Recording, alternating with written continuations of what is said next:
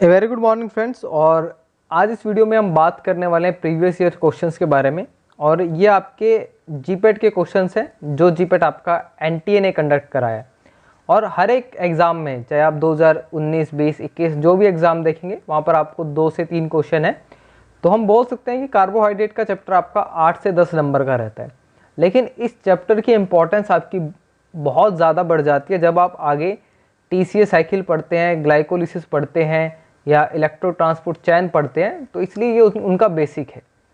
तो अगर आपसे यहाँ से क्वेश्चन बन रहे हैं तो आपसे क्वेश्चन यहाँ जो आपका टीसीए, ग्लाइकोलिसिस और ईटीसी है वहाँ से भी आपके क्वेश्चन बनने के चांसेस हैं। Glucose upon treatment with nitric acid आपका HNO3 है। तो आपका यहाँ पर क्या होगा, सिंपली आपका ऑक्सीडेशन का प्रोसेस होना है। और जब आप ऑक्सीडेशन का प्रोसेस देखते हैं तो आपको पता है C1 और C6 पर आपका ऑक्सीडेशन होता है और आपका COOH ग्रुप आपका आ जाता है।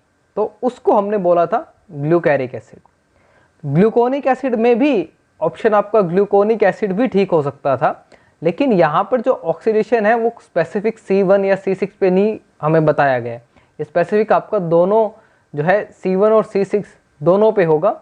We call it as glucaric acid. तो हम ये देख चुके हैं कि आप एसिड से ट्रीटमेंट करेंगे तो आपको एसिड मिलेगा, C1 और C6 पे आपका कार्बोक्सिलिक ग्रुप ऐड होगा। और इसके साथ साथ जो आपका ये ऑप्शन है ये आपका बिल्कुल गलत हो जाता है, एलिमिनेट हो जाता है, क्योंकि ये जो वर्ड आइटॉल है ये आपका तब आता है जब आप रिडक्शन की प्रोसेस में जाते हो। और ये जो है हमने कवर किया था डेरिवेटिव ऑफ मोनोसेक्राइड वाले लेक्चर में। तो ये आप देखेंगे ऑलमोस्ट आपको कितने क्वेश्चंस कवर मिलते हैं जो हमने कवर किया है। Second, which of the following is an example of invert sugar. तो सुक्रोज इसका जो है वो आंसर होगा। ये हमने अभी लास्ट स्लाइड्स में ही कवर किया था। जो आपका यहाँ पर sucrose is known as invert sugar, कि हमने ये क्वेश्चन लेके किया था कि सुक्रोज को इन्वर्ट शुगर क्यों कहते हैं। क्योंकि सुक्रोज को जब आप नॉर्मली देखते हैं तो उसका आपका जो रोटेशन है वो डेक्स्ट्रो रोटेटरी है 66.5, लेकिन जब आप इसे एक्वस सॉल्यूशन में डालते हैं तो ये जो प्लस का साइन है, जो रोटेशन है, वो आपकी लीवो हो जाती है। और वो किस तरीके से होती है वो हमने यहाँ देखा था कि इसमें आपके 2 फॉर्म मिलते हैं। एक आपको अल्फा डी ग्लूकोपाइरोनोज मिलता है और एक आपको बीटा डी फ्रक्टोपाइरोनोज मिलता है। और इसकी वैल्यू आपकी -92 थी और इसकी वैल्यू आपकी +52.7 थी। जब आप सॉल्व आउट करेंगे तो आपको -39 मिलेगा। That means levorotatory. तो आपका डेक्स्ट्रो से लीवो को जाने को ही हमने जो है यहाँ पर इसे इन्वर्ट शुगर बोला था, कि जो आपका रोटेशन को बदल रहा है। तो यही क्वेश्चन आपसे पूछा गया था जो आपका इन्वर्ट शुगर के ऊपर था। नेक्स्ट आप देखेंगे amylopectin A component of starch give, आपको यहाँ पर बताना है कलर विद आयोडीन। और मोस्टली आप देखेंगे 90% स्टूडेंट्स ने ये क्वेश्चन गलत किया है।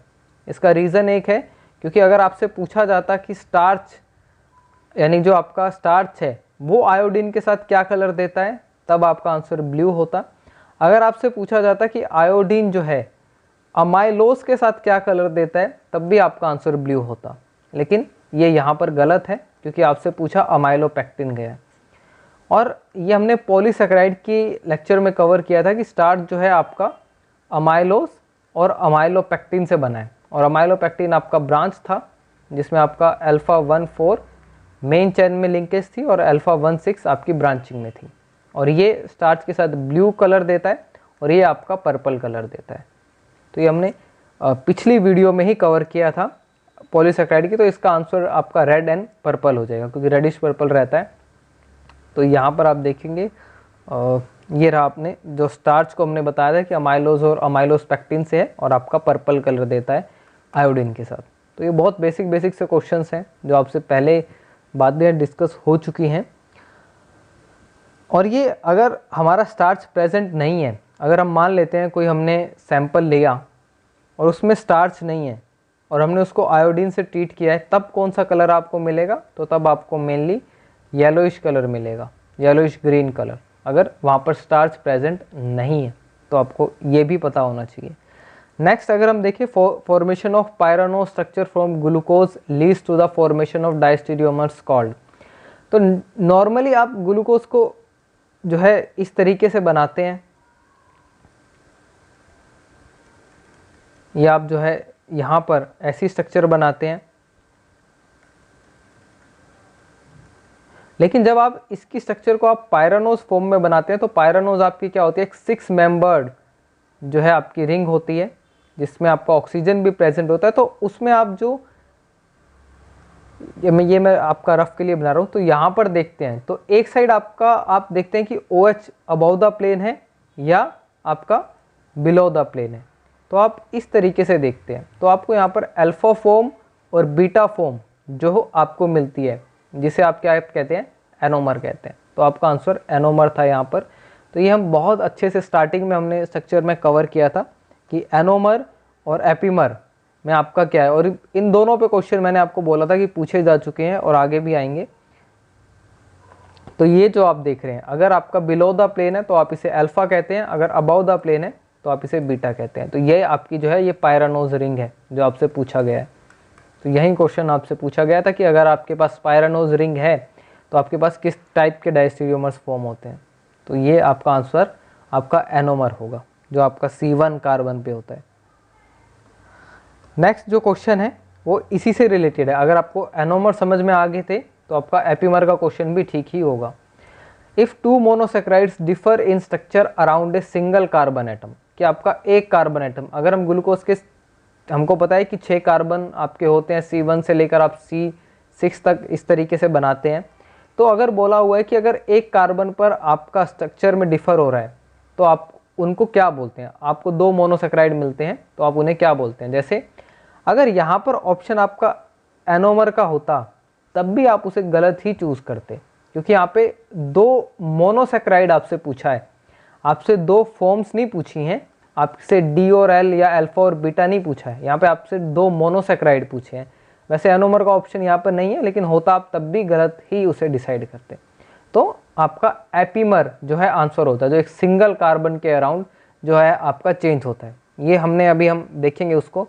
तो C1 और C4 पे आप देखेंगे C4 के अराउंड जो आप देखते हैं तो आप ग्लूकोज और ग्लैक्टोज जो कि आपस में एपीमर हैं, और C2 के अराउंड जो आप देखते हैं ग्लूकोज और आपके मैनोज एपीमर है। तो ये हमने बहुत स्टार्टिंग की वीडियोस में कवर अप किया था, बेसिक जब हम कर रहे थे। तो आपका ये जो एग्जाम्पल थे ये एपीमर्स के एग्जाम्पल हैं, epimers at C2 and epimers at C4। तो ये आपका 2 sugar different in configuration at a single asymmetric carbon. तो यूं कि यूं आपसे जो लाइन है, जो स्टेटमेंट आपसे पूछा गया है, और आपका C1 नहीं होना चाहिए, क्योंकि C1 पे होगा तो वो आपका एनोमर हो जाता है, जो आपसे क्वेश्चन अभी इससे पहले वाला पूछा गया था। तो ये आपके क्वेश्चंस थे जो आपसे पूछे जा चुके हैं आपके जो जीपेट के एग्जाम्स में, और इसी टाइप के क्वेश्चन जो हैं आपको आगे मिलेंगे। तो this is all about the 5 और 6 question that are asked in the GPAT conducted by NTA. Thank you so much and all the best for your exam.